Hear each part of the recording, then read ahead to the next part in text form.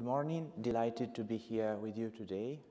I'll use this tremendous opportunity to tell you about one of our goals at IBM, which is to deliver what we call a quantum-centric supercomputing architecture. I'll tell you a bit what that expression means, and I'll give you a concrete example from quantum chemistry. So let's start by remembering that classical HPC, high-performance computing, has been on a long and distinguished journey that over the decades had led to the development and deployment of increasingly larger and more sophisticated and powerful supercomputers. Quantum computing has been on a sort of parallel journey from making the technology possible to making it accessible to users, say, on the cloud. And as quantum computing keeps maturing, it becomes more and more compelling to think about the synergy between these computing platforms. Why and why now? So from an operational standpoint, quantum computers execute quantum circuits. And if a circuit has too few qubits and or too few gates, that's the shaded region in this chart, it can be simulated exactly on a classical computer with brute force methods. And applications from quantum chemistry, other fields require many more qubits and gates than that. And the technology has basically gotten around the boundary of this shaded region. And one of the goals is indeed to move it deep into the blank region where applications lie and where we really want to be.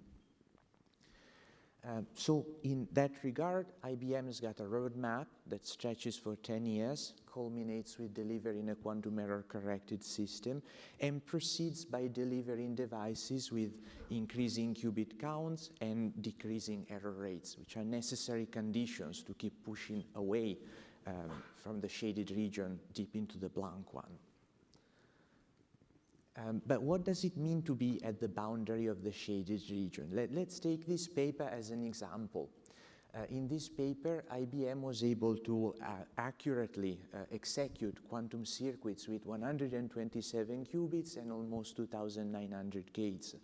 And these are more than what can be simulated exactly on a classical computer with brute force methods.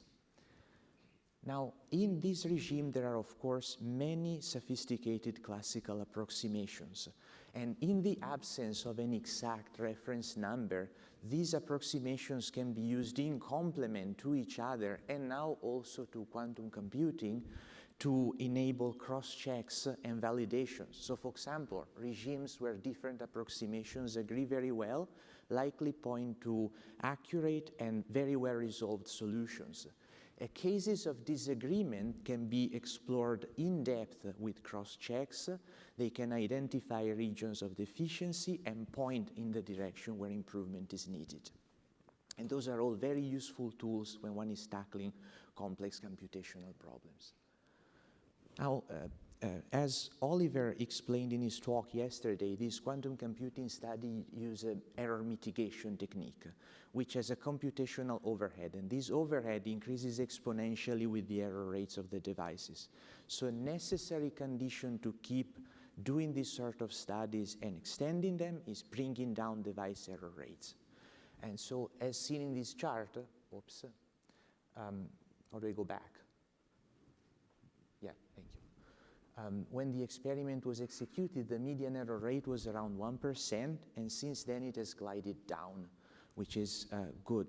But this decrease in device error rates has made possible something else, which are new studies of quantum chemistry, which I think really make the case for quantum-centric supercomputing. And that's what I really want to talk to you about. So these studies have tackled, among other species, iron-sulfur clusters. These are universal biological motifs. They're found in active sites of proteins, for example, and so far, to the best of my knowledge, they've been considered in the context of fault tolerance. If we have a fault-tolerant device, we can run phase estimation, get extremely accurate answers with a runtime of weeks. If we go for a more traditional variational simulation, the overhead of repeatedly measuring the energy and doing all the error mitigation results in utterly impractical runtimes. In this study, we were able to compute approximations to the ground electronic wave function of this cluster with a total runtime of a couple of hours. And that's because we use classical and quantum computers in concert. The quantum computer projected the problem from an exponentially large Hilbert space into a much smaller subspace, and the classical computer solved the smaller projected problem. How does the projection work? So in general, a electronic wave function is a superposition of exponentially many states that we call configurations. In practice, in many quantum chemistry problems, accurate approximations can be obtained as superpositions of considerably fewer configurations, the relevant ones, marked green in this chart. And now, classical selected CI methods explore this configuration space with a sequence of extensions, prunings, and they may have to visit a very large number of intermediate configurations before they can pin down the relevant ones in green. Now, if we could use a quantum circuit motivated by theoretical arguments to produce a superposition of configurations mostly in the relevant set, then we could extract relevant configurations by repeatedly executing the circuit and measuring all the qubits. And that's what we have done. And once the relevant configurations are identified, you have a much more compact problem that you can ship to a classical computer for solution. So that's our workflow. It starts here on the left by repeatedly sampling configurations on a chip like an IBM Aeron. And of course, noise affects this simulation in a way that alters the distribution of configurations and introduces irrelevant configurations. Now, so you have to develop some form of error mitigation. Now, thanks to particle number conservation, a symmetry of quantum chemistry, we can identify some of the configurations as irrelevant, and based on an approximation to the spatial distribution, the density of electrons, we can modify these configurations to undo part of the action of the noise on them. And in this way, we can produce a new set of configurations, we call them recovered, which much better resemble the set of relevant ones. With these recovered configurations, we can form one or more smaller projected problems, ship them to a classical computer for solution, and then we can use this knowledge to update our approximation to the electron spatial distribution and carry out this configuration recovery error mitigation to self-consistency of some computed observables. Aside from these details, here's what I want to point out, which I think is rather good. With this method that we call sample-based quantum diagonalization, SQD, we have been able to simulate the dissociation of nitrogen with a correlation-consistent basis set in 58 qubits. That's on the left.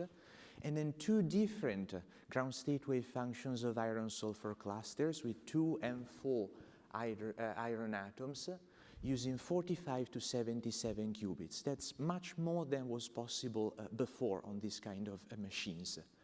Now, I want to draw your attention to the cluster on the right. This cluster is large enough that its ground state electronic wave function is beyond what can be computed exactly on a classical computer with brute force methods. Now, in this regime, there are many very well-developed classical approximations, like the MRG, which we are not beating, but which we are now in a position to use in synergy with quantum computing to make cross-checks and understand relative accuracies and capabilities. And the range of what we can do is bound to improve as we have more qubits and lower error rates. Now, since then, IBM partners at the Cleveland Clinic and Lockheed Martin have started using SQD in autonomy. They used it to simulate diverse phenomena, from supramolecular interactions to conformational energy differences in organic molecules to organic radicals produced in combustion reactions. They used by themselves some 40 to 50 qubits and in excess of 1,500 2-qubit gates, which we think is an indication of the flexibility of SQD and ease of use of the computational packages implementing it. Meanwhile, thanks to reductions in device error rates, internally we pushed SQD past the 80 qubit mark and past 5,000 2-qubit gates, focusing on hydrogen chains and their ground state properties, energies and densities, because they're a well-established benchmark in many electron physics. This problem too, like the last cluster, is beyond what you can simulate exactly on a classical computer with brute force, though still amenable of very successful, accurate classical treatment.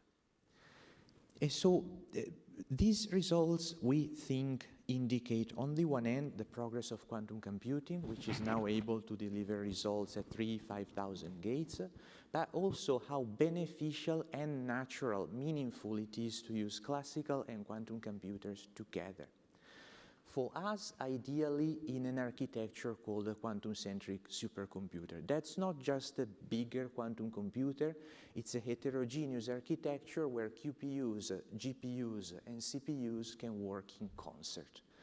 Now, to achieve this concerted execution requires a workload and resource manager that can take a program, break it down into a sequence of tasks, allocate quantum and classical resources for each task, and orchestrate their execution in series and in parallel, much like Slurm does on normal HPC platforms. And IBM started prototyping quantum-centric supercomputers in partnership with Rensselaer Polytechnic Institute. They have a big supercomputer called IMOS, and they have a quantum computer on campus. And these two machines are now physically connected by a cable, and they can be operated by users with a workload manager that is a very discrete modification to Slurm. And that's essentially a choice to minimize learning curve and barrier to adoption. Now, users can run a quantum circuit by submitting a Slurm job from a Python program, very conservative, and that job gets executed on classical resources to do the compilation of the circuit and quantum to run it, and then they can retrieve the results. But they can also run something like a more complicated problem, like SQD with classical and quantum subroutines alike, and the workload manager is going to recognize the subroutines of the algorithm as classical or quantum, allocate QPUs or CPUs for them, orchestrate their execution from the beginning to the end. Again, it's a way of not inventing anything unnecessarily new, but making seamless, discrete modifications to the way HPC normally operates. IBM is also partnering with RIKEN Supercomputing Center to install a quantum computer co-located with their supercomputer Fugaku, connect the two, and have them operated with the workload manager, which ought to happen in the summer of the next year and should enable even more interesting applications. And IBM's partnering also with Pascal with the idea that this concerted use of classical and quantum computers should be flexible enough to accommodate for different kinds of classical hardware and quantum hardware, like superconducting qubits versus neutral atom qubits. And so this is what we call a quantum-centric supercomputing, a platform where you can use classical and quantum computers in concert. Arguably, it's a fairly natural platform to run hybrid quantum classical algorithms and to look for useful basic science or applied applications, and also in the quest for advantage, because you've got two resources cooperating together. Of course, the chances of achieving these goals are maximal if the quantum computing experts work in partnership with the real domain experts. But what does that mean concretely? So domain experts, they know very deeply applications from quantum chemistry to other fields. They know what are the cost and the accuracy requirements to tackle a certain application. They know the landscape of classical algorithms, especially the regimes that are classically challenging. And if they work in partnership with quantum computing specialists, they can explore the impact of injecting quantum subroutines in tackling these applications, running quantum circuits and computing observables, and they can determine the optimal division of labor between classical and quantum computers in, say, a quantum-centric supercomputing architecture. Now, the quantum computing practitioners can keep, of course, doing their side of the bargain, and on top of that, they can keep developing the hardware, more qubits, systematically lower error rates, and the software needed to enable these studies. This software ranges from packages implementing important subroutines to error mitigation and error correction techniques. And what we find valuable about this whole sort of idea is that the notion of using classical and quantum computers in synergy, each one to do what they are most suited for, is an idea with an expectation of persistence. It can be valuable now for basic science, and it can be used deep when we develop error mitigation and later error correction. With this, I'm done. I hope I conveyed our sense of promise and excitement around synergistic use of classical and quantum computers, our efforts to make this possible and natural to use. I thank each and every one of you for your attention, and should you have any questions about that, I'd be happy to take them. Thank you.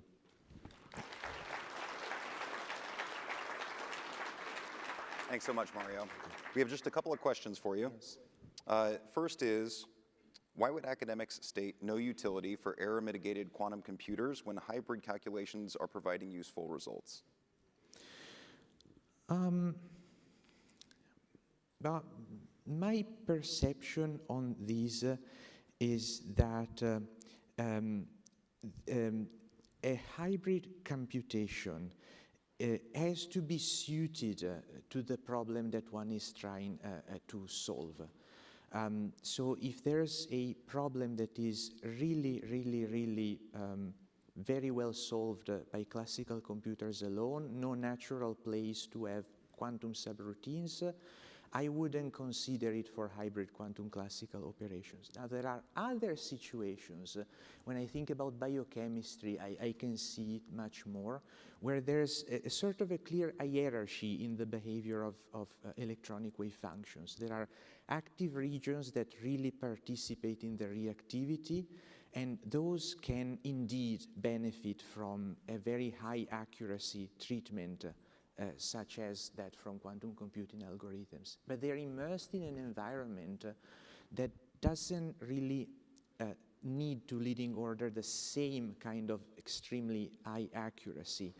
It can be modeled with lower accuracy methods that are very well suited for classical computers, dynamical correlation, and polarizable force fields, and then farther away fixed charge for fields, and then even dielectric media. And so I think if one can naturally see this sort of hierarchy and difference, then yes, one can look into a full-blown hybrid treatment. Great, okay. And last question here, what are the prospects of quantum advantage for SQD compared to selected CI methods? Have you compared their performance? We are starting to think about that. That's one of the good things. When you're in such a well-defined context, what it means to have advantage takes a less general, but also very well-defined meaning. So we have this sort of projection. Now there's a subset of relevant configurations. First thing you gotta ask yourself is, how many do I need? If I need so many that I can't even diagonalize the projected problem, both classical selected CI and SQD are game over, out of the game. But if I have a number of configurations such that I can do the classical diagonalization, then the question is, how do I find them? And then and that's where you have to start looking at how much it costs to find them with selected CI, especially in situations of strong electronic correlations where the relevant configurations are numerous and distant from each other and from mean-field references, but also what you bring on the table in terms of quantum computing. Do I want to have a variationally trained circuit? Then how many iterations do I need to run? Do I want to have something with more theoretical guarantees like a time evolution? Then I have to make an assessment of resources also there. So it starts being a fairly precise comparison that we can look at in the future, indeed. And the good thing is the output of your algorithm is a sparse vector written down in a form that can be digested by any machine and that satisfies the variational principle. So you've got a way of ranking your solutions. All other things being equal, the lower the energy, the better your performance. So you know you can clearly say A is better than B in terms of accuracy. And that makes things more solid. Great, thank you. Big hand for Mario. Thank you. Thank you.